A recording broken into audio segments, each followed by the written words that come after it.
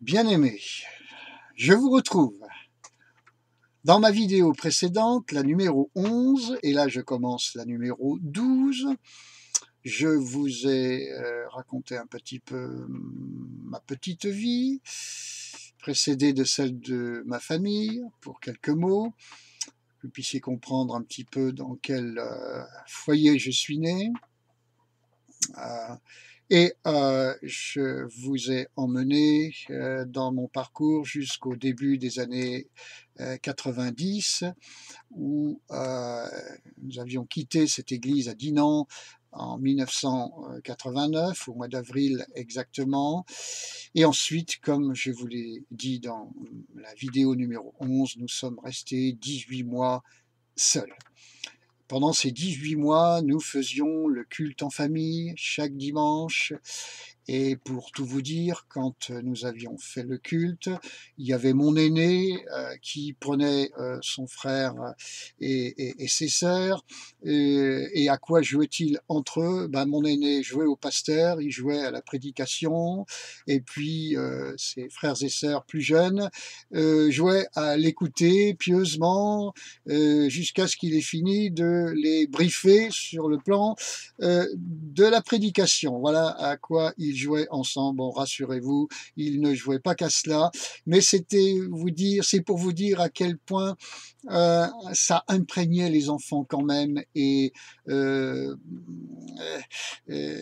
ça façonnait déjà leur vie et l'existence et le matelas spirituel, le cadre spirituel, la structure de Dieu qui est dans leur vie aujourd'hui était déjà façonné à ce moment-là.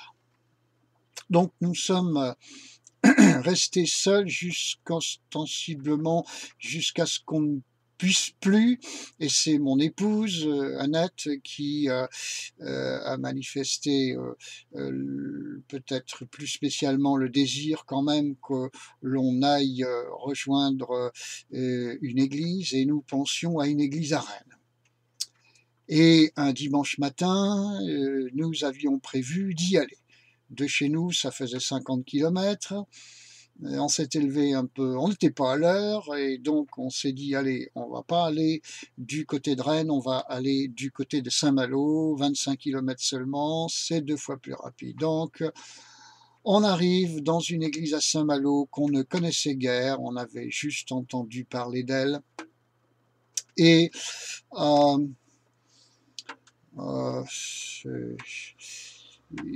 c'était une église baptiste. On a été très très bien accueillis par des gens très gentils, etc. Je dirais que nous avons reçu là l'imposition des mains et le baptême dans le Saint-Esprit qu'on nous avait refusé à l'église de Dinan 10 ans auparavant.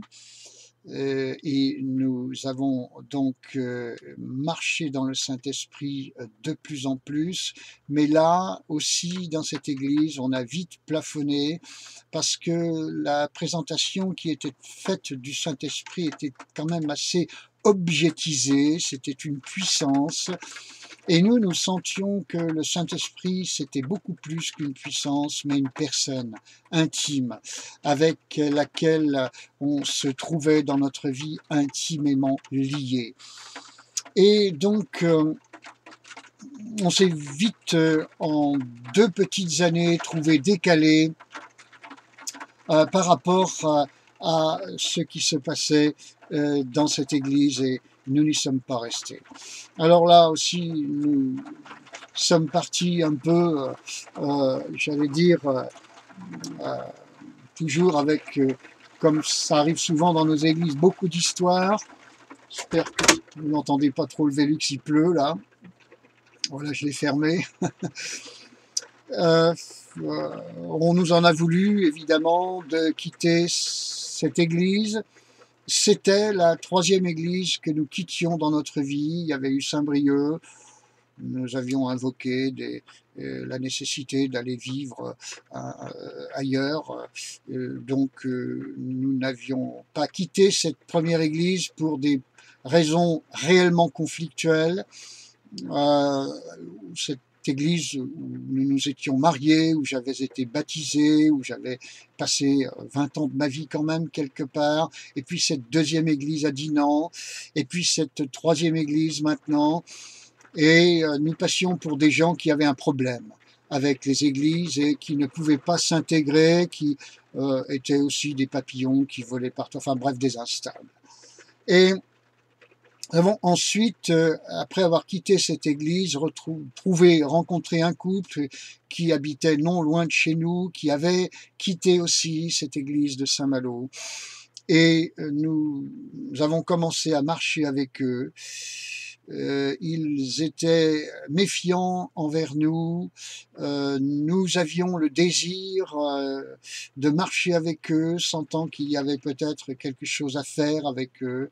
Le frère était plutôt sur le mode évangéliste, moi j'étais plutôt sur le mode pastoral. Vous savez, dans l'Église du Seigneur, entre évangéliste et pasteur, on se marche très souvent sur les pieds, et c'est ce qui est survenu. Malheureusement, entre-temps, nous avions fait une approche avec une famille spirituelle du côté de Grenoble, où le grand responsable de cette famille spirituelle nous avait un peu fustigé parce que nous avions quitté nos églises respectives et que nous nous étions mis ensemble, et il avait lancé un petit peu cette parole à notre endroit: vous êtes ensemble maintenant, ça durera 6 mois et puis après vous ne serez plus ensemble. C'est toujours pas très bien si c'était une parole de malédiction ou une parole prophétique, toujours est-il, c'est qu'elle s'est réalisée. Et c'est encore une fois avec beaucoup de larmes et de difficultés, de meurtrissures dans les cœurs que nous avons dû nous séparer de ces chrétiens-là aussi. Et cette fois-ci, commencer quelque chose directement chez nous. Alors entre-temps, je fais un petit comeback. Quand j'étais en Guyane, ce couple missionnaire auprès de qui je me trouvais à grandir, et dans les combats spirituels que je vous ai décrits aussi, en particulièrement la sœur Ruth m'avait dit: mais ne crois-tu donc, en 1976, ne crois-tu pas, Philippe, que tu es appelé au ministère pastoral? Alors c'était la première fois que j'entendais cela. Bon, c'est aussi pour ça qu'en rentrant de la Guyane, quand j'ai rencontré mon époux, je lui ai dit: écoute, quelque chose est sans doute possible entre nous si tu veux servir le Seigneur. Elle m'avait répondu, parce que je lui ai dit: moi je veux servir le Seigneur. Donc c'était déjà dans nos cœurs, et elle avait déjà pris cette décision elle-même avant de me rencontrer. Donc ce n'était pas pour que je l'épouse qu'elle m'avait répondu cela. Chez elle, c'était plus ancien, ça datait d'avant sa rencontre avec moi. Donc ces choses se précisaient de plus en plus, et quand il est dit pour Moïse qu'entre l'appel de Dieu et l'envoi de Dieu, car souvent on confond les deux, chez les individus, chez les chrétiens qui veulent servir le Seigneur, ils confondent le temps de l'appel et le temps de l'envoi. Eh bien, entre les deux, pour Moïse, il y a eu 40 années. Moïse se savait une destinée de leader dès ses 40 ans concernant le peuple d'Israël, mais ne fut réellement envoyé par Dieu que quand il était 2 fois plus âgé, vous imaginez. Et alors moi, c'était pas 40 ans, mais 17 quand même.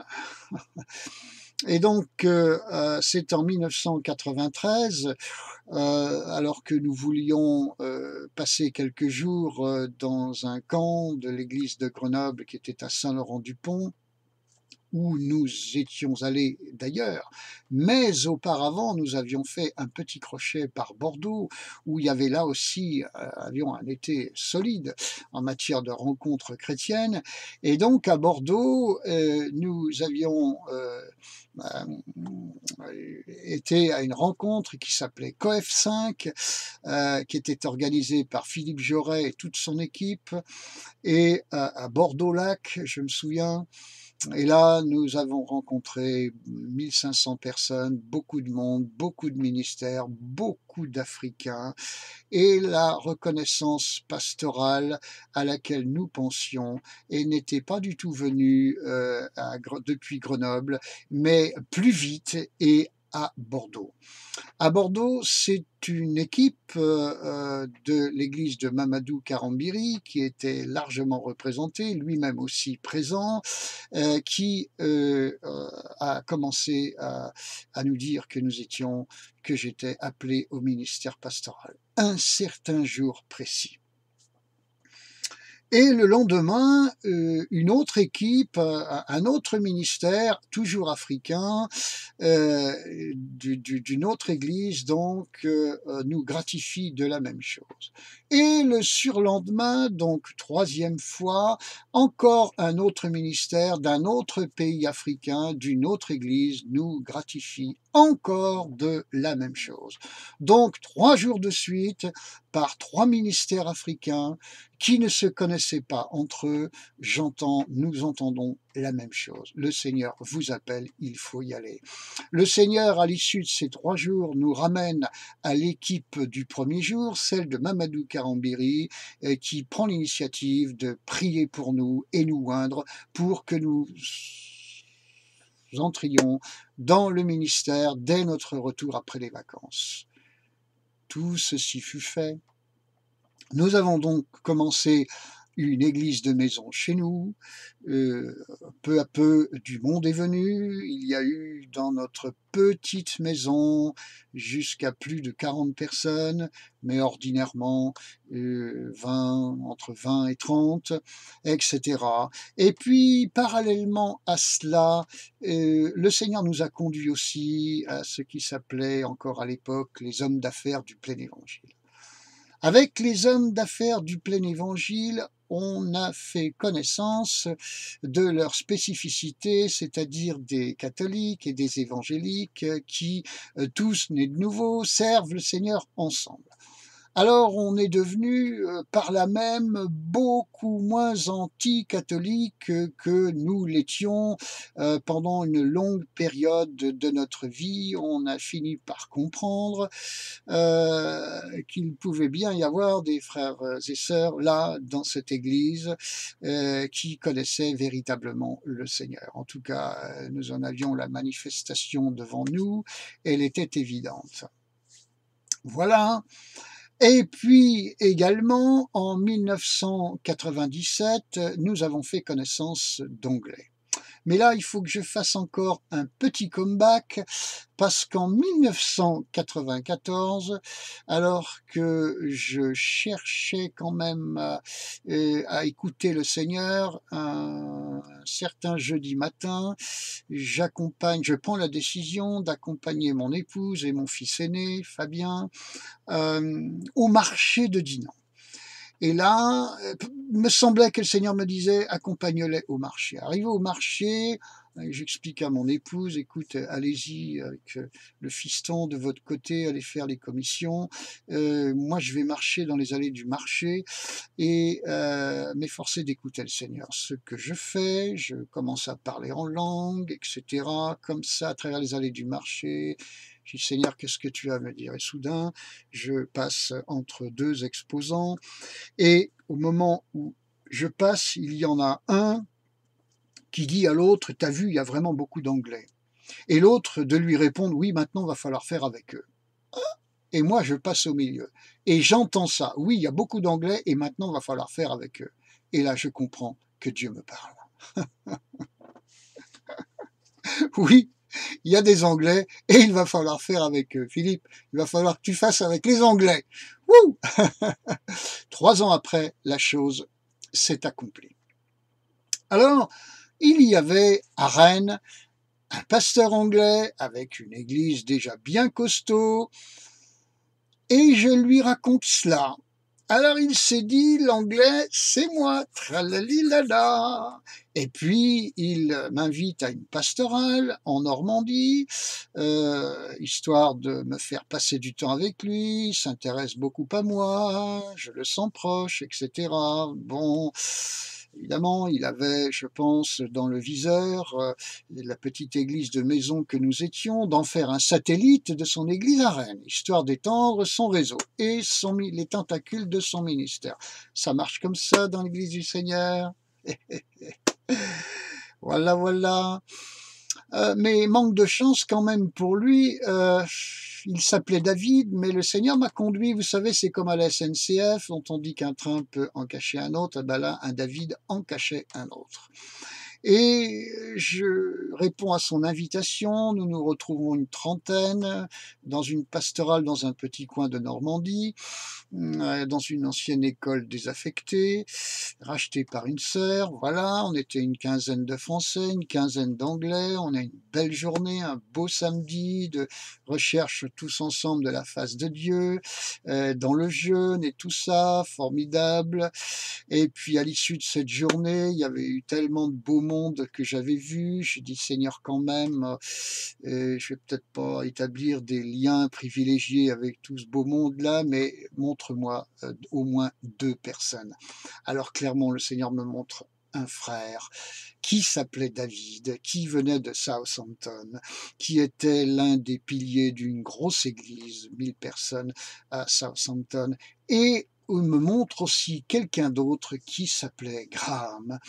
Ce Graham-là, je ne l'ai jamais revu, mais j'en ai connu un autre, ami du premier, David, Dave, de la même famille d'église dans le sud de l'Angleterre. Et ce Graham est devenu un ami et il est toujours actuellement un ami intime.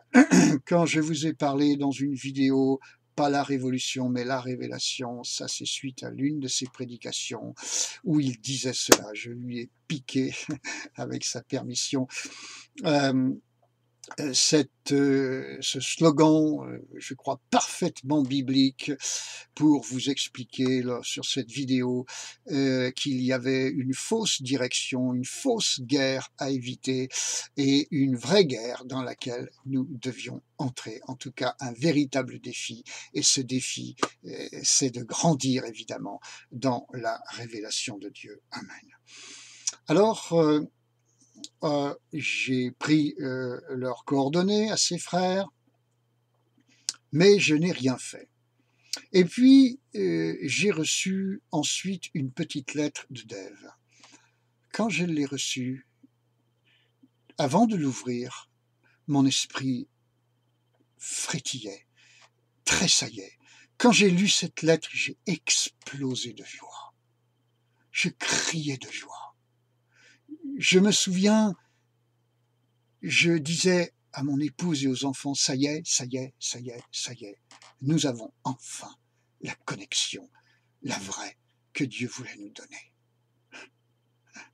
Toutes les autres avaient été mises à part, ce couple en Guyane.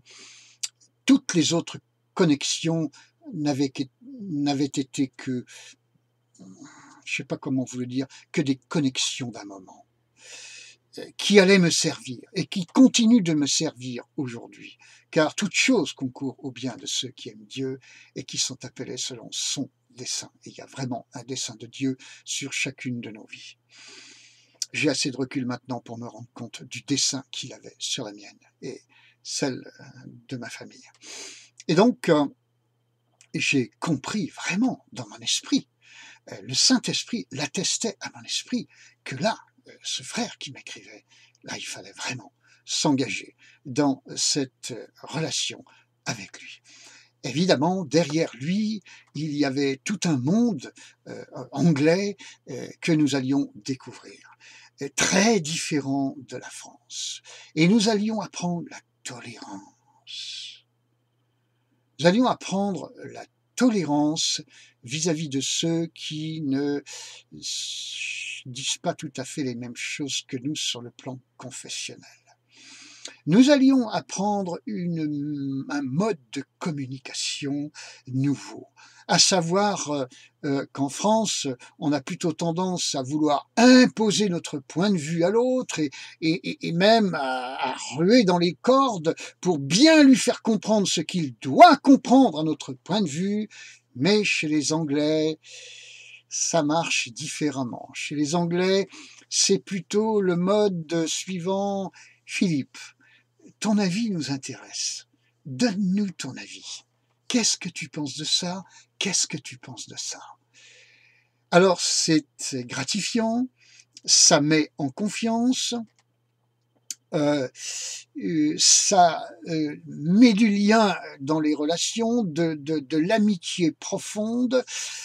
Et quand on a été gratifié pour donner son point de vue, on est forcément tout à fait en jambes pour écouter à un moment ou à un autre le point de vue de notre frère qui nous a sollicité de cette façon. Ça ne fonctionne pas du tout chez les Anglais, comme ça a plutôt tendance à fonctionner chez les Français. Chez les Français, c'est bang, bang, bang, bang. Voilà.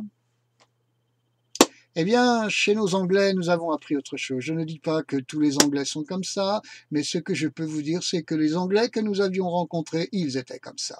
Amen. Alors oui, nous avions constaté après qu'eux aussi avaient des défauts, mais franchement, on a goûté à leur qualité et on continue. Et je veux dire que ça continue de bénir. Je fonctionne comme ils m'ont appris à fonctionner. 23 ans après avoir rencontré ces Anglais, aujourd'hui, je fonctionne comme cela. Et c'est un immense bonheur, bien aimé. J'en gratte mon nez. C'est un immense bonheur, voyez. Alors, nous avons été en Angleterre, nous avons passé du temps dans des pastorales anglaises où nous avons rencontré vraiment un autre monde.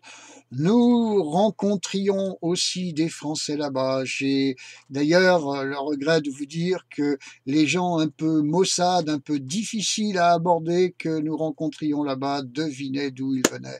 Eh bien de France, la la li la li la l'air. Donc, nous avons connu vraiment beaucoup de guérisons là-bas, moi-même. Je dois dire que la première pastorale à laquelle je suis allé là-bas en Angleterre, j'ai pleuré pendant 3 jours. Ah, j'ai pleuré 3 jours. Que se passait-il? Je vidangeais des années d'échecs relationnels, de blessures de cœur dans l'Église du Seigneur, des années, des décennies. Toutes ces larmes, ces sanglots que j'avais pu avoir, ces combats, en 3 jours de temps, j'en ai été, je peux peut-être pas dire entièrement guéri, mais quand même très largement guéri. L'année suivante, quand on est revenu à nouveau dans cette pastorale, ce n'était plus pour guérir personnellement, mais c'était pour en ramener d'autres pour qu'ils guérissent à leur tour. Nous faisions déjà du coaching, quoi, voilà, de l'accompagnement. Et nous avons grandi comme ça ensuite en église, suivi, accompagné par cette église anglaise, par cette famille anglaise, avec un bonheur certain. Néanmoins, je me rendais compte combien c'était encore difficile entre nous, toujours en France, entre Français. Également difficile entre pasteurs, entre églises. Et là aussi, pendant cette décennie 2000, il y a eu beaucoup de bonnes choses, mais aussi bien des combats, bien des difficultés. Et mes enfants grandissaient quand même, étaient engagés dans la louange, dans le chant. Ils ont beaucoup donné, beaucoup mouillé la chemise. Je leur en suis infiniment reconnaissant. Et ils ont eu aussi de leur côté des rencontres extrêmement riches, heureuses, de jeunesse avec un mouvement d'époque qui s'appelait Génération 2000.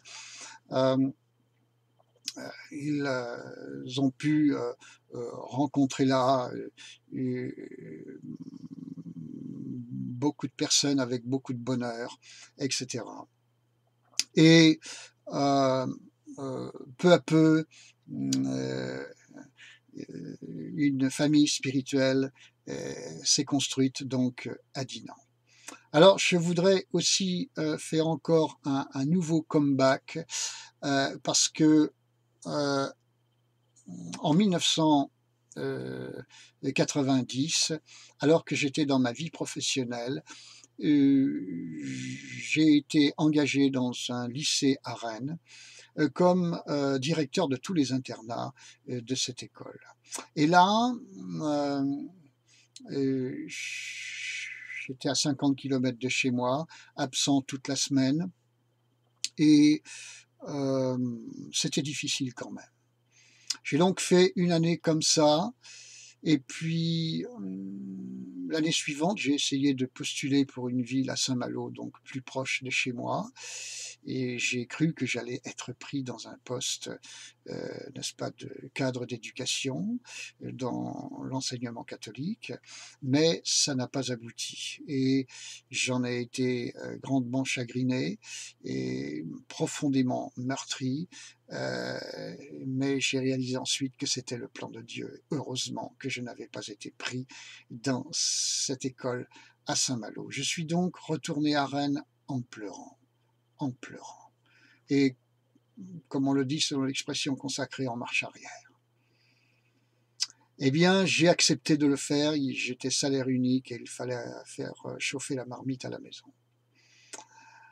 Et de retour dans cette école à Rennes, et j'ai recommencé une seconde année, mais le Seigneur a commencé à me bénir beaucoup pour cette obéissance. Là, un surveillant a donné son cœur au Seigneur un soir, de 11h le soir jusqu'à 2h le matin, et je lui ai imposé les mains. Il sentait les démons qui sortaient. Il sentait la bénédiction du Seigneur qui descendait, qui remplissait son corps de plus en plus, et il sentait le mal qui était poussé de plus en plus vers la sortie.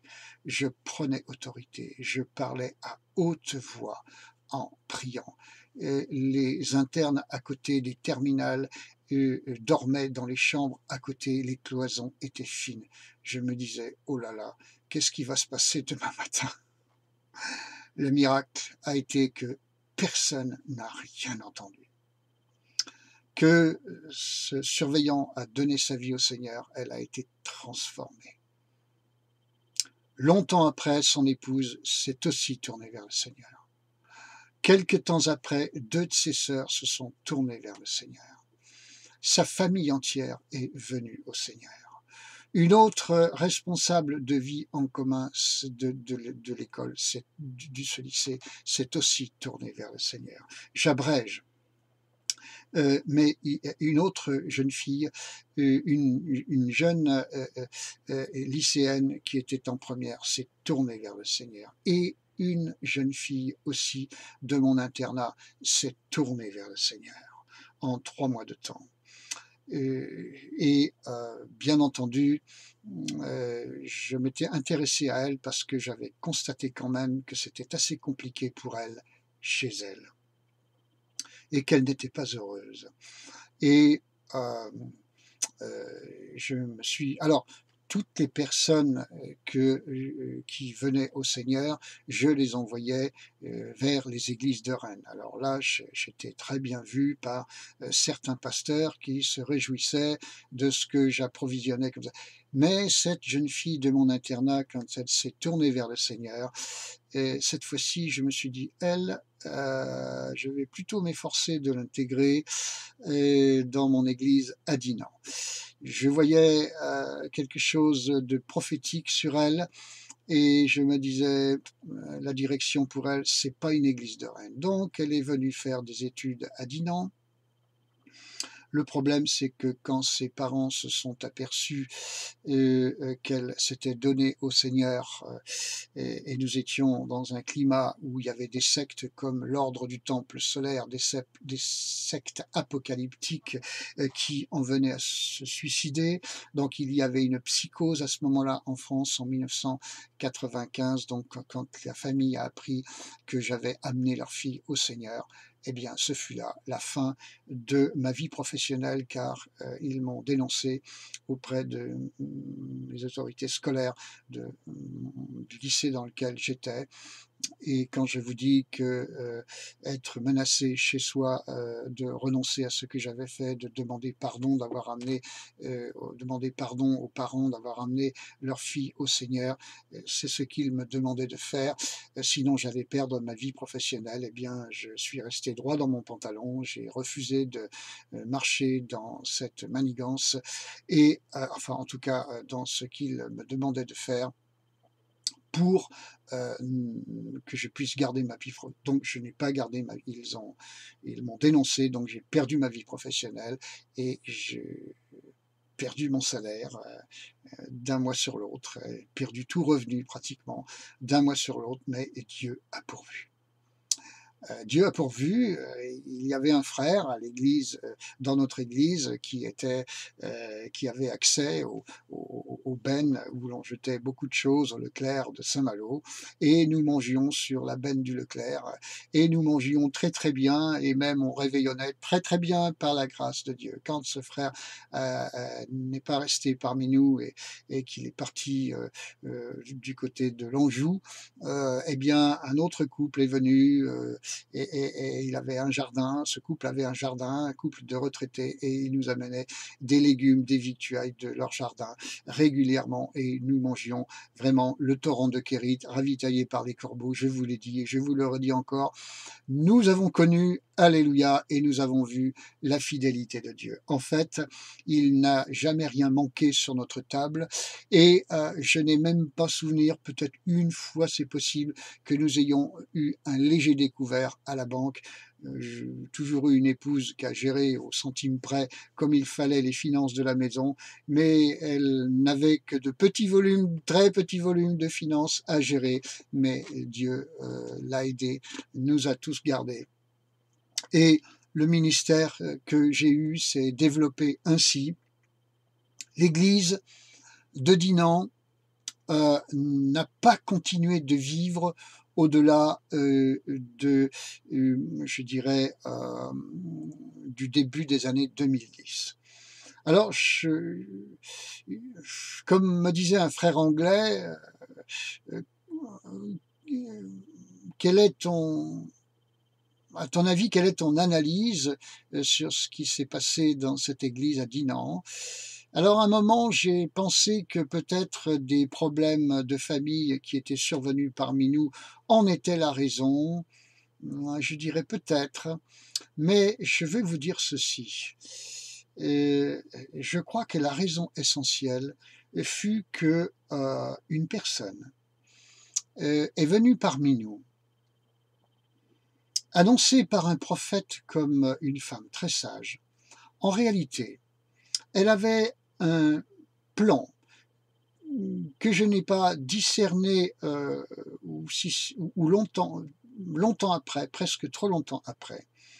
Cette dame était judéo-chrétienne et elle voulait nous entraîner comme les gens de Jérusalem avaient voulu entraîner les Galates dans cette dimension judéo-chrétienne sous prétexte d'aimer Israël, d'honorer Israël.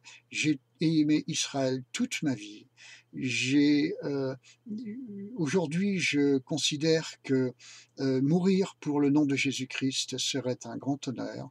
Mourir dans le nom de Jésus-Christ pour la cause d'Israël et de Jérusalem serait également un grand honneur. Et je m'efforce d'en être capable. De là à judaïser, mes amis, sûrement pas. Jésus m'est suffisant. Je n'ai pas besoin de faire un espèce de rétropédalage pour y rajouter Moïse. Il n'en est pas question dans ma vie personnelle. Mais hélas, il y a toute une famille de l'Église du Seigneur qui va dans ce sens. Ce qui avait fait hurler Paul à propos des Galates, je vous le précise. Et je crois que ce fut là la raison essentielle de la disparition de notre Église. Il y avait bien un espèce de complot, j'ai envie de dire, à tendance judéo-chrétienne, et ça s'est fait ostensiblement derrière mon dos. Je ne l'avais pas vu venir, et évidemment, ça a opéré une scission dans notre Église qui a fait qu'elle n'en a pas survécu. Entre-temps, j'avais confié le ministère à un autre couple qui était gagné à cette vue des choses, et donc heureusement qu'également, entre-temps, j'avais développé des groupes de maison. J'avais cette vision depuis très longtemps des groupes de maison, qui se confirme aujourd'hui. D'ailleurs, suite au dernier printemps que nous avons eu en 2020, nous voyons bien que cette nécessité des groupes de maison non déclarés, je précise, est la bonne, et c'est ce que j'ai cultivé de plus en plus, parallèlement à l'existence parallèlement à mon ministère pastoral à Dinan.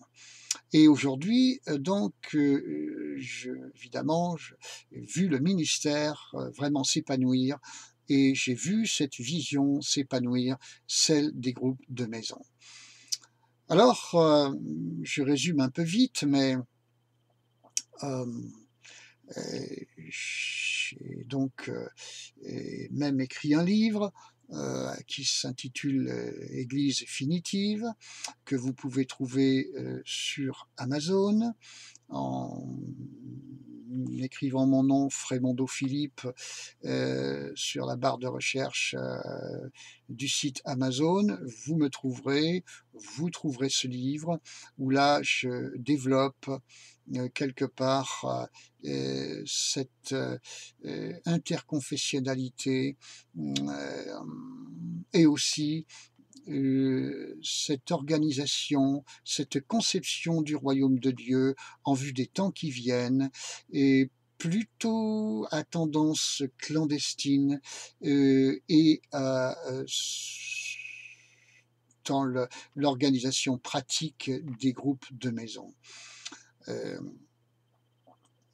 Aujourd'hui, évidemment, je sers le Seigneur dans ce cadre-là, et tout ce qui est survenu, je ne vous le cache pas, lors de ce printemps que nous avons eu, qui est en train de s'achever avec ce Covid-19, n'a fait dans mon être intérieur profond que me donner une sensation de confirmation de tout ce que j'avais tissé comme vision depuis des années, et même maintenant depuis une décennie et demie.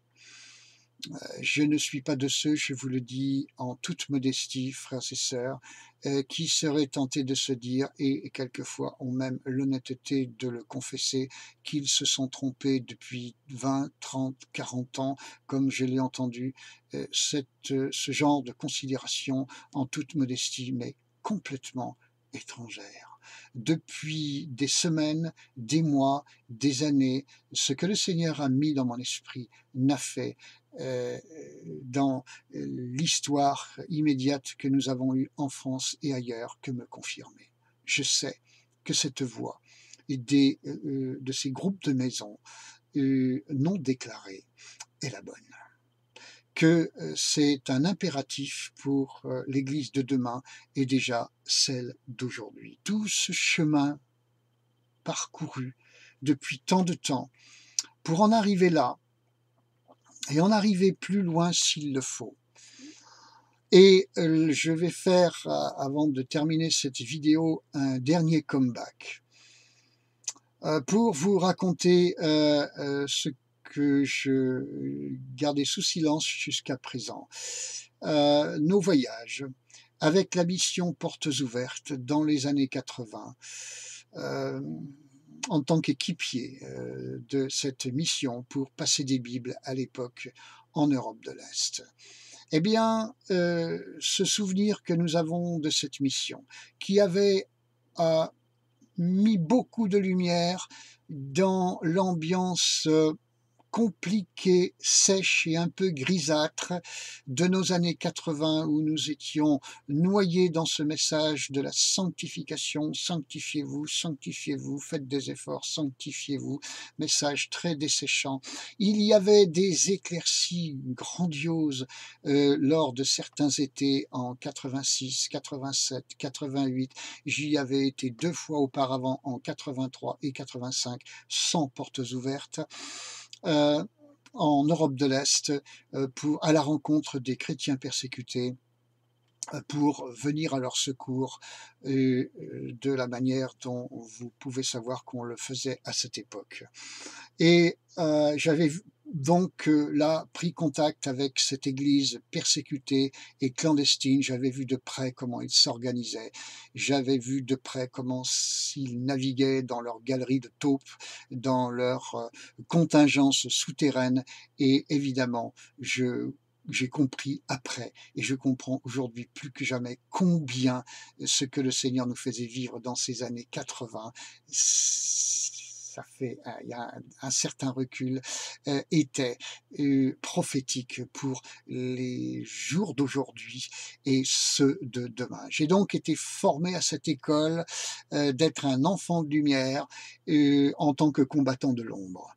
Enfant de lumière, mais se déplaçant la nuit et rasant les murs, se cachant derrière, comme je l'ai fait d'ailleurs dans certains pays d'Europe de l'Est, se cachant derrière certains murs et certains panneaux de signalisation pour trouver les contacts que nous avions à trouver pour leur donner les cargaisons de Bible que nous avions cachées dans nos affaires. Donc, voilà comment un homme, une femme, des enfants de Dieu peuvent être formés en vue de l'accomplissement d'une vision, de sa maturation, pour arriver, comme je le suis aujourd'hui, dans un certain été, en plein été, en plein épanouissement du ministère que le Seigneur m'a donné, où là, dans ces années 2010, dans l'épanouissement, dans le plein été de cette vision, le Seigneur m'a donné une famille spirituelle, des frères et sœurs avec lesquels nous vivons une joie authentique, le bain du Saint-Esprit continuel, alors que pourtant il peut y avoir quelquefois des différences théologiques entre nous, mais nous nous unissons sur l'essentiel. Nous avons appris à vivre ensemble, comme les Anglais me l'avaient appris, et non pas à nous heurter dans nos différences théologiques. Et c'est une communion fraternelle. J'appelle ça Philadelphie, amour fraternel. Et je peux vous dire que tous ensemble, nous sommes capables de vivre une année entière sans voir une mouche voler de travers, sans se piquer les uns les autres, sans qu'il y ait pratiquement un seul problème. Aujourd'hui, c'est la réalité spirituelle et fraternelle dans laquelle je vis avec la famille de Dieu qu'il a mis autour de moi. C'est du caviar, c'est de la gastronomie, c'est du champagne continuel, c'est de la dégustation, tous ensemble, c'est de l'adoration, c'est de la contemplation de notre Dieu. C'est un espace existentiel de guérison pour ceux qui veulent s'approcher, de joie, de paix, de repos, de consolation pour eux. C'est vraiment, comme j'ai l'habitude de le dire, Bora Bora, les îles Gambier, c'est la plage de sable blanc avec les eaux couleur lagon et les palmiers qui nous donnent de l'ombre. C'est vraiment ça. Bien-aimés, vous savez ce que j'ai rencontré dans ma vie, dans l'Église de Dieu.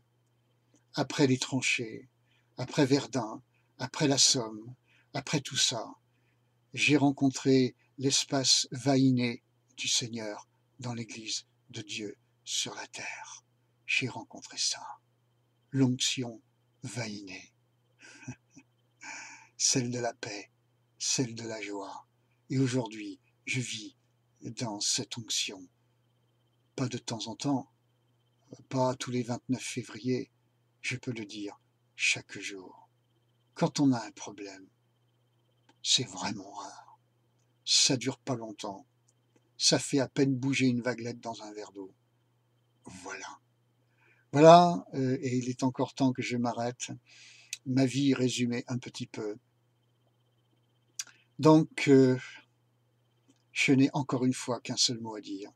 C'est merci à Dieu. Merci aux frères et sœurs qui m'entourent. Merci à ma famille, à mon épouse, à nos enfants. Merci à mes parents. Merci à mon frère de sang qui, dans ce mois-ci, aura son anniversaire. Ah, je n'ai aucune amertume. J'ai eu tellement de combats.